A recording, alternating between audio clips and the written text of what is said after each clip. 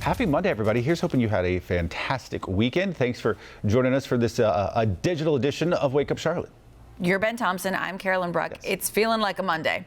We're going to get to those top stories of the day in just a few minutes. But first, let's check in with Larry for a look at the forecast. What's going on, Larry? Hey, good morning. No major issues this morning. Kind of cloudy out there, but very mild. Temperatures around 10 o'clock in the low 70s, mid 70s at noontime. We'll be in the mid to upper 70s this afternoon with a couple showers out there. Certainly not a complete washout, but big changes over the next 24 hours. Some very heavy rain possible tomorrow afternoon and evening, even a couple of thunderstorms. It'll still be mild. A few leftover showers on Wednesday, but looking ahead to the end of the week and this upcoming weekend, a big cool down on the way. It's going to be clear skies. It'll be chilly mornings, but nice, pleasant, cool afternoons. We'll be in the mid to upper 60s for the upcoming weekend, and that is your first one forecast, Carolyn.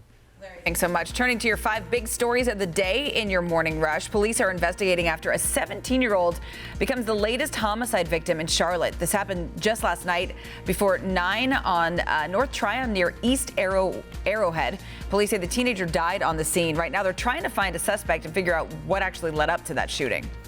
District leaders in Rock Hill could vote today to make some changes to their mask rules. Right now, students and staff are supposed to wear face coverings all day except during meals and during recess. But proposed changes would let students get mask breaks during the day as long as they're that 6 feet apart.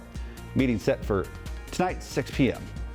Today, Catawba County school leaders discussing bringing kids back into the classroom. The school board, or the Board of Education rather, expected to talk about elementary school students returning to in-person learning.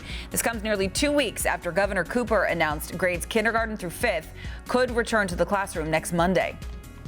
Today, Democratic Vice Presidential nominee Kamala Harris will make a campaign stop in Raleigh. A campaign spokesperson says she's speaking about the new Supreme Court nominee and health care. Comes just a day before the first presidential debate. President Trump and former Vice President Joe Biden getting ready to go head-to-head for the very first time. The first of 3 presidential debates is tomorrow. It will be held in Cleveland. Chris Wallace, the anchor of Fox News Sunday, will moderate the debate. Right now, fallout continues after a bombshell New York Times report alleging President Trump has avoided paying federal income taxes for years. Wake Up Charlotte's Tracy Potts has the details. Hi, Ben. Good morning. Good morning, everyone. President Trump paid Medicare and Social Security like most workers. He even paid the alternative minimum tax. But it's the federal income tax that we're talking about here. And the New York Times found President Trump paid zero. A New York Times examination of more than 2 decades of President Trump's personal and business tax returns reveals he paid no federal income tax for 10 out of 15 years and just $750 the year he won the election and the year after. It's fake news. It's totally fake news. Made up, fake. The Times report found the president reported losing millions more than he earned, with $300 million in loans due soon. Joe Biden's campaign is already out with this web ad. In a statement, House Speaker Nancy Pelosi accuses the president of abusing the tax code.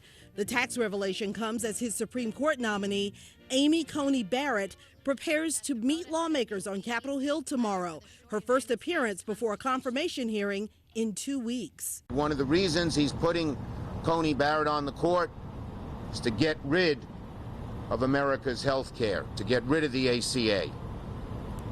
That should not stand. There are lots of reasons for her to go on the court. I'm eager to vote for her. The Supreme Court, one of the topics in tomorrow night's first presidential debate. Joe Biden has a chance to just lay his truth, his spirit, his character in front of the American people. President Trump told reporters he's not doing a lot of debate prep because he's too busy running the country. The president talked about that and a lot more at his Sunday news conference, where he railed against Joe Biden, Democrats, and mail ballots, saying we probably won't have an election result on November 3rd because of counting those ballots. I'm Tracy Potts for Wake Up Charlotte. The Carolina Panthers getting their first win of the season and their first win since November 3rd, 2019. They beat the Chargers 21-16 in Los Angeles. So, Rachel, that losing streak finally over. Gosh, doesn't it feel good, guys? Let me know what you thought about the game and that W in the comments below. First win in 10 games, and I will say the team and us fans deserve this. Our new head coach, Matt Rule, is starting a new tradition for every time the team wins. It's a sweet tradition, and he called in with the help of special teams coach Foley to belt it out. Take a listen.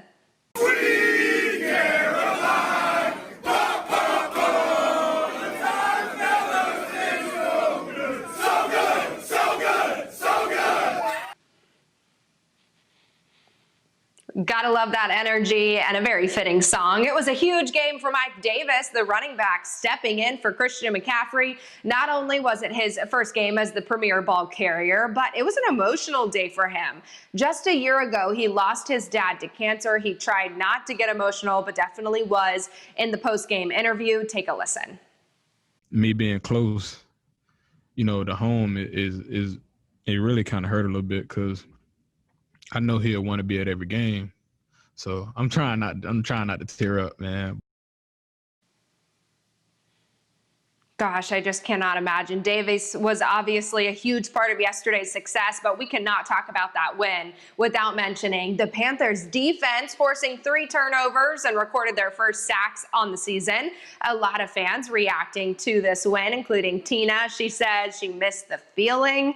And C-Dub wants more. I second that. Maybe we'll get another win this upcoming weekend. We're taking on the Arizona Cardinals, and they're at home, Bank of America Stadium. Plus, we have fans. So, a couple things on our side here, guys. All right, Rachel, thanks. Time now to connect the dots when we make the news make sense. Believe it or not, the holiday season just around the corner. We are just 2 months out from Thanksgiving. And if you're planning to hit the mall for Black Friday shopping, prepare yourself. You can expect to see some major changes. Coronavirus continues to upend time-honored traditions. That includes Black Friday. Let's connect the dots. First things first, forget about camping out in long lines as soon as Thanksgiving dinner is over. Stores that normally have a big rush of crowds have announced they will be closed on Thanksgiving. That includes Walmart, Best Buy, Target, and Kohl's. That doesn't mean there won't be any big deals. A lot of stores have suffered during the pandemic and will be working hard to lure you back. Experts predict we will see Black Friday deals rolled out in October. And instead of the big doorbuster deals, you should expect big deals offered online. And stores are doing more than just discounts to entice shoppers. Walmart has a new tool to let kids try out toys online. Best Buy letting shoppers make appointments. And you can expect a lot of stores to be offering curbside pickup. And that is connecting the dots. Now to some stories to help keep you and your family safe and sound today. If you need some motivation to get off the couch and start working out, crank up the Lady Gaga. Scientists say her music is the most popular to work out to, followed by Bruno Mars and Michael Jackson. Experts say their music is most popular because it's upbeat, it's fast-paced, and that helps keep you motivated. Makes sense. Are you feeling extra stressed right now? Well, Google cute animal videos.